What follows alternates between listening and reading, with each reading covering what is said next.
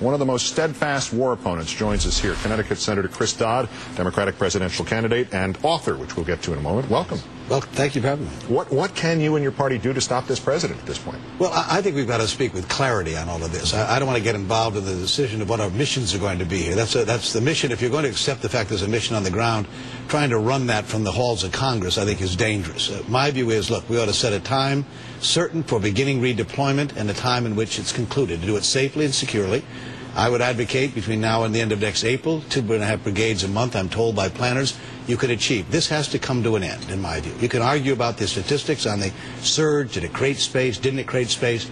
The questions are twofold. One, are we safer today, more secure, vulnerable, less vulnerable?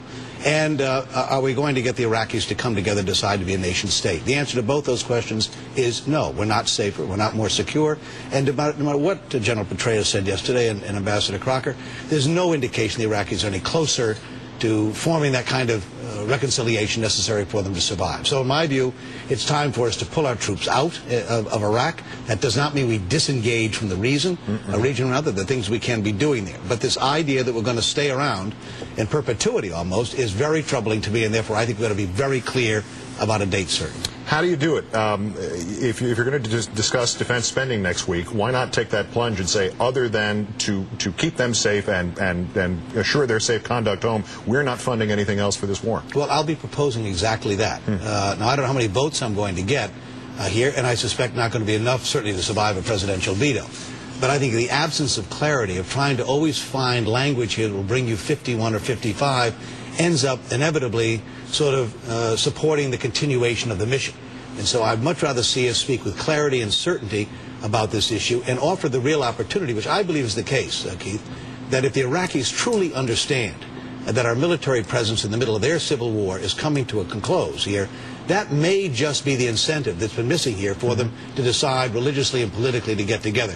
If it doesn't, can't get much more chaotic than it is, in my view, and frankly, $10 billion a month, not to mention the lives lost, has to come to an end. Does the Democratic Party at this point risk losing that vast majority now of Americans who want us out now? Do you run collectively, I'm not saying you personally, but do you collectively run this idea that in some parallel to the way the White House is clearly stalling to stay there, that some Democrats at least want to stall so that this is part of the 2008 campaign at all costs? Well, I think that'll be a tragic mistake, and I think you just hit it right on the head. What I suspect was going on yesterday and today, what'll happen tomorrow night, is just to keep this going long enough for this president to leave office and hand off this problem to his successor here. That's buying time here.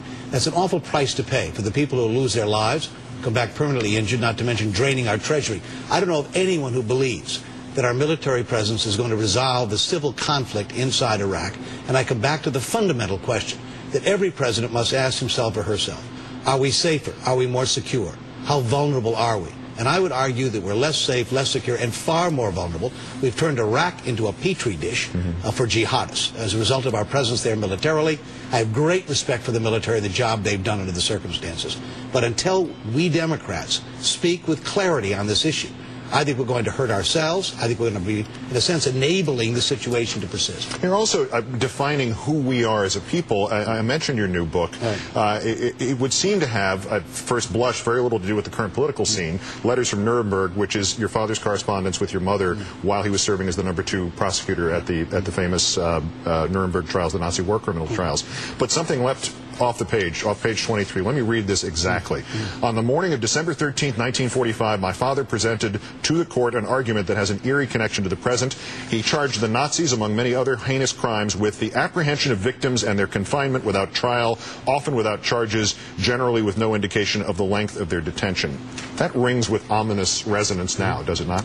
It does, and the rule of law was what it was all about. Remember, Winston Churchill, the Soviets, wanted to just summarily execute the defendants at Nuremberg. Interestingly, it was Henry Stimson, the Republican Secretary of War, along with Ben Rosenman, Robert Jackson, my father, and others, who argued for a trial here.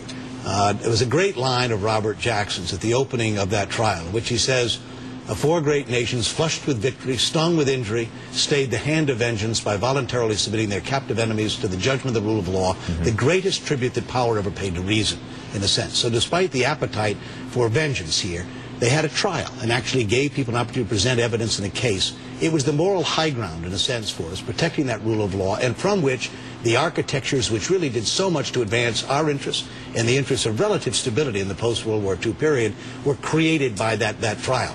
And to watch today walking away from the very rule of law at a time giving terrorism a greater victory, as troubling and as disturbing as the victory was 6 years ago, in a sense, with the damage done here, by walking away from the principles here, we do far greater damage. So the book has relevancy, and the letters are to my mother, but frankly, they're epistles to this generation as well. And you quoted Supreme Court Justice Jackson last year during the debate over the infamous Military Commissions Act. I want to read that one again.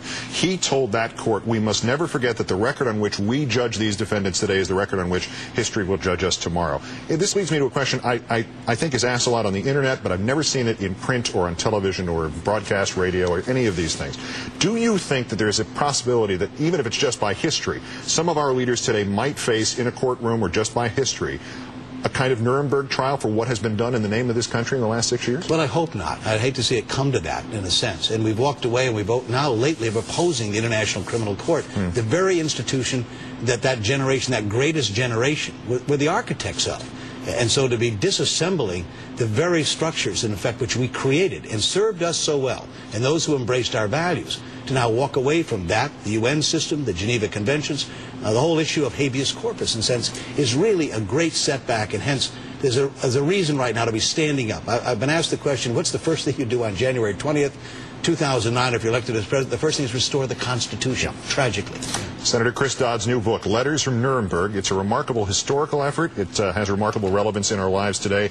And there's also an unexpected, warm human story, that of his parents' love for one another. It's a great book. It really is. Good luck with it. Good luck with the campaign. Thanks for coming in. Thank you. Good to see you, sir.